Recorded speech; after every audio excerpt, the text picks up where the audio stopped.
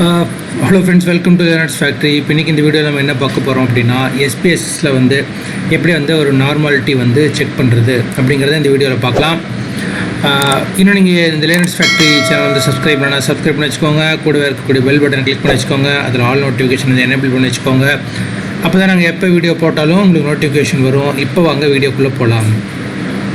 பொதுவாக இந்த SPSSல வந்து நார்மாலிட்டி அப்படின்னா என்ன அப்படின்னு கேட்டிங்கன்னா, நம்ம டேட்டாவை வந்து கலெக்ட் பண்ணிவிட்டு அதில் நம்ம SPSSல வந்து டேட்டாஸை வந்து இன்புட் பண்ணதுக்கப்புறம் நமக்கு வந்து அந்த நார்மலாக அந்த டேட்டாஸ் வந்து என்ன மாதிரியான அனாலிசிஸ் வந்து நமக்கு கொடுக்குது அப்படிங்கிறத நம்ம பார்க்குறது தான் SPSSல நார்மாலிட்டி நம்ம சொல்கிறோம்.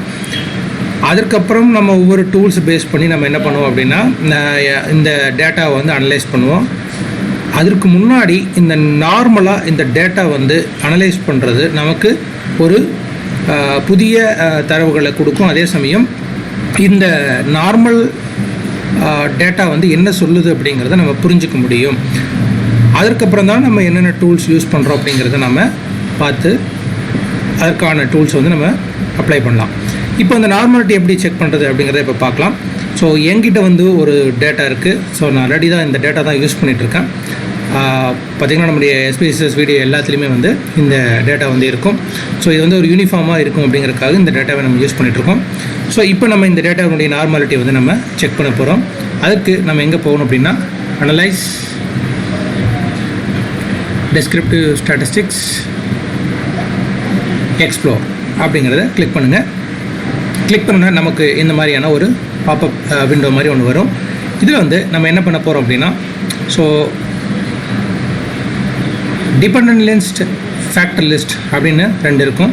ஸோ இது தெரியல அப்படின்னா நீங்கள் என்னுடைய ப்ரீவியஸ் வீடியோஸ் எல்லாம் போய் பாருங்கள். SPSS பிளேலிஸ்ட்டு நம்மளுடைய சேனலில் வந்து இருக்குது. அதில் நீங்கள் ஒவ்வொன்றா நீங்கள் ப்ளே பண்ணிவிட்டு வரலாம்.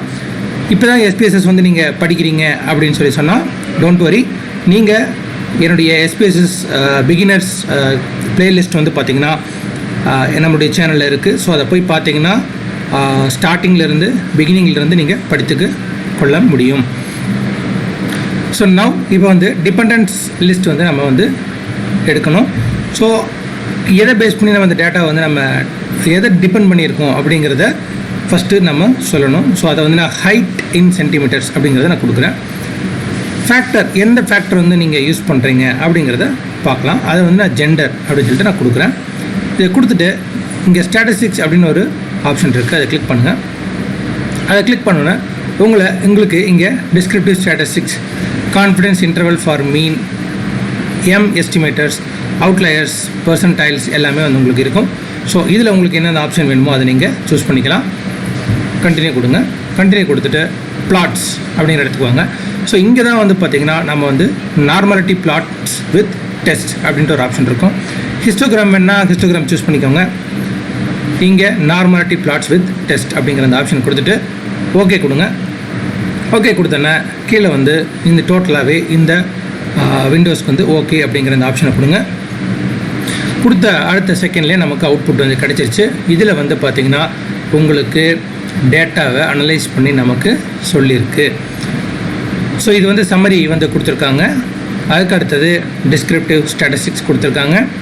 அதுக்கப்புறம் டெஸ்ட் ஆஃப் நார்மாலிட்டி, இது வந்து பார்த்திங்கன்னா கோல்மோகுரோவ் ஸ்மிர்னோவ் அப்படிங்கிற இந்த கால்குலேஷன் பேஸ் பண்ணி நமக்கு இந்த நார்மாலிட்டி வந்து செக் பண்ணியிருக்காங்க. ஸோ இங்கே வந்து சப்பீரோ வில்க் அப்படின்னு சொல்லிட்டு இன்னொரு நார்மாலிட்டி வந்து செக் பண்ணி நமக்கு ஒரு ரிசல்ட் வந்து கொடுத்துருக்காங்க. ஸோ இங்கே வந்து 0.65, 67, 0.200 அப்படின்னு சொல்லி கொடுத்துருக்காங்க. ஸோ இது வந்து பார்த்திங்கன்னா எந்தளவுக்கு சிக்னிஃபிகண்ட்டாக இருக்குது அப்படிங்கிறத நம்ம இதில் பார்த்துக்க முடியும்.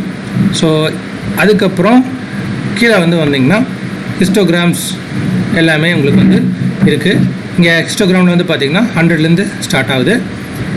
அதற்கப்புறம் ஹிஸ்டோகிராம் எல்லாமே உங்களுக்கு வந்து கீழே லிஸ்ட் அவுட் ஆகும். So every thing will be listed out. இன்னும் குறிப்பாக சொல்லப்போனால் நார்மலாக உங்களுக்கு உங்களுடைய டேட்டாவுடைய டீட்டெயில்ஸ் வந்து தெரிஞ்சுக்கொள்ள முடியுது. இங்கே பார்த்திங்கன்னா அப்சர்வ்டு வேல்யூ, எக்ஸ்பெக்டட் நார்மல் அப்படின்னு சொல்லிட்டு ரெண்டு ஆப்ஷன் இருக்குது.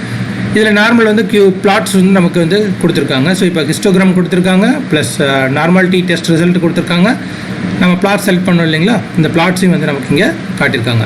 So normal cube plot of height in centimetres அப்படின்னு சொல்லி கொடுத்துருக்காங்க. ஸோ இதில் வந்து நமக்கு இந்த பாயிண்ட்ஸை பேஸ் பண்ணி நம்மளுடைய வேல்யூஸை வந்து நம்ம அனலைஸ் பண்ணிக்க முடியும். அதுக்கப்புறம் சேம் அதே மாதிரி normal cube plot of height in centimetres இங்கே வந்து கொடுத்துருக்காங்க. ஸோ இது ஃபீமேல், அது வந்து மேல். ஸோ இதை பேஸ் பண்ணி நீங்கள் உங்களுடைய டேட்டாவை அக்யூரேட்டாக அனலைஸ் பண்ணிக்க முடியும். ஃப்ரெண்ட்ஸ், இப்படி தான் வந்து நம்ம SPSSல வந்து நார்மாலிட்டி வந்து நம்ம செக் பண்ண முடியும். இந்த வீடியோ உங்களுக்கு ரொம்ப பிடிச்சிருக்குன்னு நினைக்கிறேன், பயனுள்ளதாக இருக்குன்னு நான் நினைக்கிறேன். தேங்க்ஸ் ஃபார் வாட்சிங் லேர்னர்ஸ் ஃபேக்ட்ரி. மற்றும் ஒரு நல்ல வீடியோவில் திரும்ப நான் உங்களை சந்திக்கிறேன். நன்றி, வணக்கம்.